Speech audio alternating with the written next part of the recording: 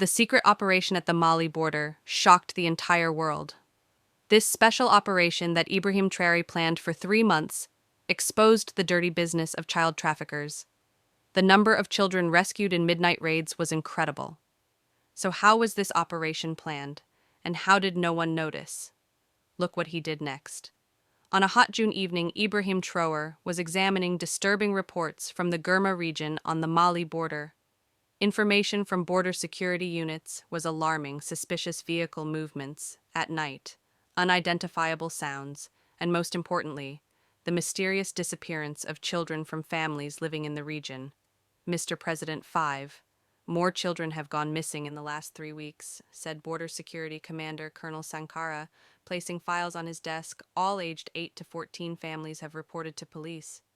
But there's no concrete development. True carefully examined the files. Photos of missing children were before him, innocent faces, bright eyes. This sight deeply affected him. He thought of his own child and his heart ached. This isn't just disappearance, said Traoré with a determined voice. This is systematic kidnapping. There's a bigger game here. Early the next morning, Traoré called a special meeting. Only his most trusted commanders were present: Interior Minister, Chief of Staff, Intelligence Chief, and Border Security Commander. The meeting room was filled with tense silence. Friends, Traoré began, the children, who are our country's future, are being targeted. We cannot ignore this situation. Intelligence Chief Commander 8 Drago opened his reports. Mr. President, our information is very alarming. An organized child trafficking network is operating on the Mali border. This network is kidnapping not only our children, also children from other countries in the region. What are their objectives? Asked Traoré. There are two main purposes. First, to send children to Europe via North Africa as illegal workers. Second, even more horrifying, organ trafficking. These words shook everyone in the room. Traoré's face darkened and his muscles tensed. So they're taking our children to use for organs? Unfortunately, yes, Mr. President, our intelligence reports confirm this. Traoré stood up and looked out the window. Children were playing in the distance. This side made him even more determined. We're launching an operation, he said, turning around. We'll eradicate this network from its roots. The operation was named Desert Guardian. The plan was very detailed. First, they would fully understand how the network operated. Intelligence units sent secret agents to the region. These agents would track the network while acting like local people. The first findings came 2 weeks later. The network was indeed very organized. They had established a secret base near Tilia village on the Mali border. This base was converted from an old mine and had extensive underground tunnels. Mr. President, would you like to see the situation on site? Asked Colonel Sankara, of course. But secretly, Traoré, wearing civilian clothes, went to the border region with a small team. He looked like a local farmer when they arrived in Tilia village. He talked with the villagers. Are children really disappearing? He asked an elderly villager. Yes. Very bad situations, said the villager fearfully. Strange men come at night. They take the children away. No one believes what we say. This conversation deeply affected Traoré. The more he talked with villagers, the more he understood how serious the situation was. Children weren't just being kidnapped. Families were also being threatened. Not to speak up that night, they discovered the location of the secret base. The old mine was indeed being used from the outside. It looked abandoned, but there were suspicious activities at night. At least 20 people work here, said the intelligence chief, sharing his observations. Security is very tight. They have heavily armed men. Traoré began developing the plan. It wasn't enough just to catch the network. They also needed to safely rescue the children. This was a very sensitive operation. 3-phase plan. Traoré told his commanders: first, we'll surround the base, then we'll conduct simultaneous raids. Finally, we'll safely evacuate the children. Preparations took 3 weeks. Special forces received training. Detailed maps of the base were drawn and plans were made for every possibility. During this time, Traoré followed the operation's progress daily. The operation day arrived on the night of July 15th. Traoré decided to personally participate in the operation. His commanders objected, but he was determined. These children are like my own children. He said, I want to be there to rescue them at midnight. A 150-person special force surrounded the base. Traoré was coordinating the operation from the command center. Voices from the radio increased the tension. Targets spotted security guards present. Children's voices heard, "Get ready, we're starting the operation," began at 2:30 a.m. Special forces attacked simultaneously from 3 different points. The clash was brief, but intense. The traffickers showed resistance, but Burkina Faso forces were very well trained and determined. "Mr. President, we caught the first group," came the voice from the radio. "Where are the children?" asked Traoré excitedly. "We are finding them in the underground section. Their condition looks good." The operation was completed at 5 a.m. towards dawn. The results were incredible. 23 traffickers had been captured, more importantly. 47 children had been rescued, 31 of them from Burkina Faso, the rest from Mali, Niger, and Ibrahim Traoré went to the base to see the rescued children. He would never forget these moments. The fear in the children's eyes was slowly turning to hope. The youngest was 6 years old.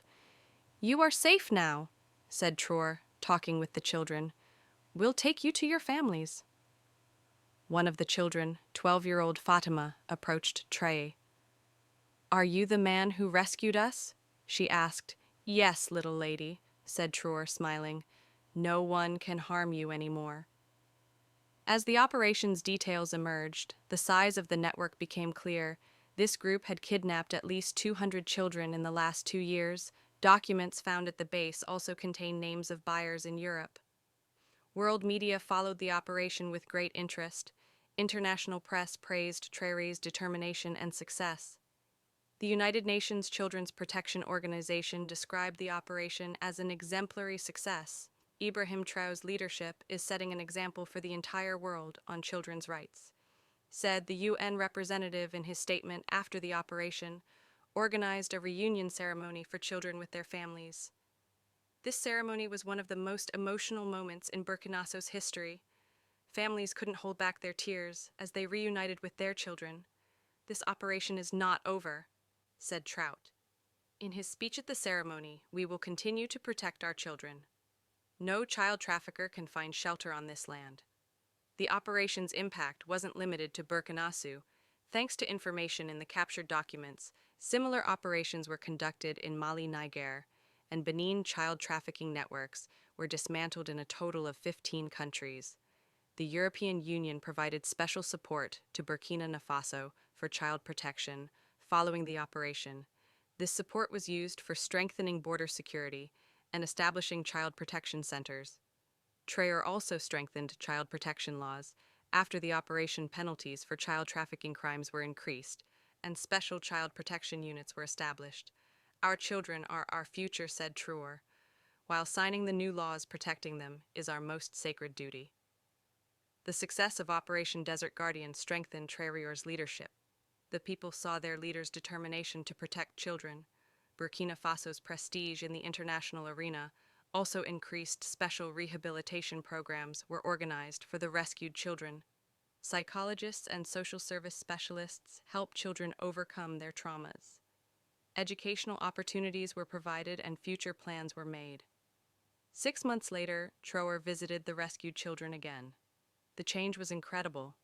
The children were now laughing, playing, and going to school. Most importantly, they were saying, "We are safe now." This operation wasn't just a security operation, it was an operation to protect human dignity.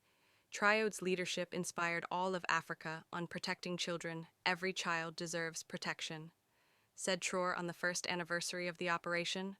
"This struggle will continue." Success of Operation Desert Guardian couldn't be measured only in numbers. 47 rescued children, 23 captured traffickers, a dismantled network. Beyond these, there was a leader's love for children and determination to protect them. Ibrahim Traoré proved with this operation that he was a protector of children. Now, children in Burkina Faso were safer, and this security had spread throughout the region. The child protection system established after the operation became a model for other African countries. Burkina Faso became a leading country in the fight against child trafficking. But the story didn't end there. 3 months after the operation, a surprising development occurred. One of the captured traffickers, a French citizen named Marcel Dupont, began providing very important information. This network doesn't just do child trafficking. Said Marcel during interrogation, they also work for organ trafficking. There are wealthy customers in Europe. This confession shocked everyone when Traoré learned this information. His blood ran cold, so we intervened in time, he said to himself. Who knows how many children's lives we saved? Thanks to Marcel's information, names of buyers in Europe were also revealed. Wealthy businessmen living in Switzerland. Germany and France were ready to pay large sums for children's organs. Trout shared this information with Interpol, initiating an international operation. 12 people were arrested in Europe. Meanwhile, new international protocols were established for fighting child organ trafficking. Our children are worth no amount of money, said Traoré in his video speech to the European Parliament. They are our priceless treasures in the 6th month of the operation. One of the rescued children, 14-year-old Amadou, became first in his class. In his letter to Traoré, he said, "Thank you for rescuing me. When I grow up, I'll become a doctor and healed children." This letter deeply moved Traoré. They had saved the children's futures, and now those children were building their own futures. The operation's success caught the attention of neighboring countries. The presidents of Mali, Niger, and Benin visited Traoré, asking him to share his experiences. "We can fight this struggle together," said Traoré at the leaders' meeting. "Child traffickers know no borders. Our struggle shouldn't know borders either." As a result of these meetings, the Sahel Child Protection Alliance was established. 5 countries joined forces in the fight against child trafficking. Joint operations were conducted, and information sharing increased. The alliance's first joint operation was conducted on the Niger-Mali border. In this operation, 15 traffickers were captured, and 23 more children were rescued. Traoré's special forces also participated in the operation. "The president is very inspiring," said the president of Niger.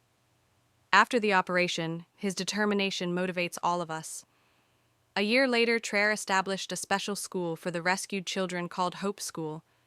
This institution offered special education programs for traumatized children, speaking at the school's opening ceremony. Traoré said, "Thus children are not just victims, they are also heroes. What they experienced gives us strength to protect other children." The achievements of children studying at Hope School were remarkable. Many won awards in national competitions. Most importantly, they all had dreams for the future. In the 2nd year of the operation, international documentary team came to Burkina Faso. The documentary about Desert Guardian operation received great interest worldwide. It was nominated for an Emmy Award. Thanks to the documentary, awareness about fighting child trafficking increased worldwide. Many countries strengthen their own child protection systems. By taking the Burkina Faso model as an example, the leadership shown by Traoré is an example to the whole world, said the UNICEF Director General at the documentary gala. He's a real hero for children's rights. In the 3rd year of the operation, a surprising development occurred. Fatima, one of the race children, spoke at an international children's rights conference. "Ibrahim Traoré, who rescued me, is not just a leader," said Fatima now. 15 years old, he's like my second father. He gave me back not only my freedom, but also my dreams. This speech earned a standing ovation from the entire hall's impact on children wasn't limited to rescuing them. He had also shown them the way to become strong individuals. In the 4th year of the operation, Marcel Dupont wrote a letter to Traoré. While in prison, the letter said, "I apologize for the I did to you. You are a true leader. Your rescue of children showed me that humanity is still beautiful." This letter deeply affected Traoré. It showed that even people who did evil acknowledged the power of goodness. In the 5th year of Operation Desert Guardian, the UN Security Council invited Traoré to a special session. He received Africa's first Child Protection Ambassador title for his achievements in children's rights. Ibrahim Traoré made children's voices heard, said the UN Secretary General at the award ceremony. His leadership gave hope to millions of children. This award was a source of pride not only for Traoré, but for all the people of Burkina Faso. The determination to protect children had greatly increased the country's international prestige. In the 6th year of the operation, the first of the rescued children graduated from university. Amadou completed medical school as valedictorian and decided to become a pediatrician. The hands that rescued me will now work to heal other children, he said at the graduation ceremony. This is my debt to Ibrahim Traoré. These words showed how deep an impact the operation had made. The rescued children were now in a position to rescue others. In the 7th year of the operation, an unexpected surprise occurred. Fatima, one of the rescued children, now a 21-year-old young woman, had finished law school and become a children's rights lawyer. Her first case was another child trafficking case. The president gave me not only my freedom, but also my sense of justice, said Fatima after winning her first case. Now I will protect other children too. This development made Traoré very proud. The children he rescued had now become protectors themselves. The cycle was complete in the same year. A very special event occurred. The daughter of one of the traffickers captured during the operation came to Burkina Faso after her father completed his prison sentence. She asked for forgiveness and pardon. "I'm ashamed of what my father did," said the young woman through tears. "But I saw your mercy. Please accept me too." Traoré was surprised when faced with this situation, but he made his decision quickly. Children are not responsible for their father's sins. You are welcome too. This action showed that Traoré was not only a strong, but also a merciful leader. The trafficker's daughter eventually became a teacher at Hope School the 8th year. The story of Operation Desert Guardian caught Hollywood's attention. Famous director Steven Spielberg announced that he wanted to make this story into a film. "This story is not just an operation," said Spielberg. "This is the story of humanity's triumph. The world should know this." When the film project started, Traoré was very modest. The real heroes are the children. He said their strength should inspire everyone. A portion of the film's proceeds would be donated to child protection projects in Africa. This also showed that the operation's impact continued in the 9th year. Amadou, now a doctor, gave wonderful news. He had developed a new treatment method for childhood diseases. This method would save the lives of thousands of children worldwide. "This success is the work of the hands that saved me," said Amadou while publishing his research. "The second chance Ibrahim Traoré gave me is now giving a chance to thousands of children." This development showed how wide-ranging an impact the operation had made. Saving one child had turned into saving thousands of children in the future. In the 10th year, the UN declared Operation Desert Guardian Day every year. On July 15th, children's rights activities would be organized worldwide. The courage Ibrahim Traoré showed 10 years ago is protecting millions of children. Today, said the UN Children's Rights Commissioner, this day is the day of hope, which is his legacy. Accepting this honor, said, "This is not just my success. This is the success of all humanity that loves their children." The struggle will continue at the ceremony, held on the 10th anniversary of the operation. 45 of the 47 rescued children were present. These heroes, now all adults, had come with their own children. "Our children will also grow up safely," they all said together, "because Ibrahim Traoré left us a safe world."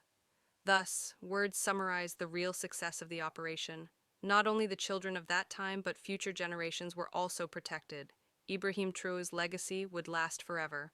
Ibrahim Traoré's fight against child traffickers wasn't just a security operation. This was a struggle to protect human dignity, keep future generations safe, and keep hope alive. Operation Desert Guardian had been recorded as the most successful child rescue operation in African history, and Traoré's leadership had inspired the worldwide struggle for children's rights.